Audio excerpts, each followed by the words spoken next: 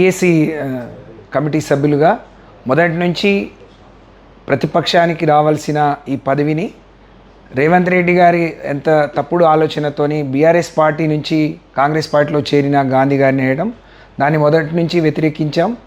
ఈరోజు కూడా అదే నిర్ణయానికి మేము కట్టుబడి ఉన్నాం.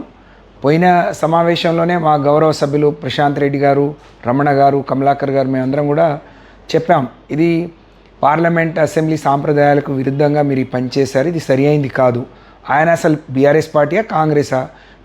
కాంగ్రెస్ పార్టీ అయితే బీఆర్ఎస్ పార్టీకి ఎందుకు ఇవ్వలేదు? బీఆర్ఎస్ పార్టీకి ఇచ్చి ఉంటే కేసీఆర్ గారి ఆలోచన మేరకు వారిచ్చిన పేరుని ప్రకటించాల్సిన మీరు మా పార్టీ ఎవరిని ఇవ్వాలనేది కూడా నిర్ణయించడానికి మీకు హక్కు లేదు, కాబట్టి ఇది సరి అయింది కాదు అని చెప్పాం.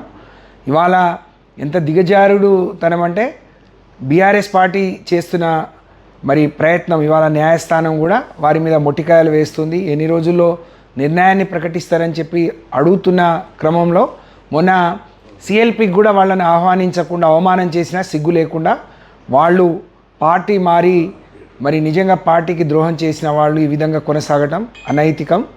వాళ్ళను వెంటనే ఆ చైర్మన్ పదవి నుంచి తొలగించాలి. బీఆర్ఎస్ పార్టీ కేసీఆర్ గారు సూచించిన బీఆర్ఎస్ పార్టీ నాయకులు హరీష్ రావు గారికి మరి ధర్మంగా అది రావాల్సి ఉంది.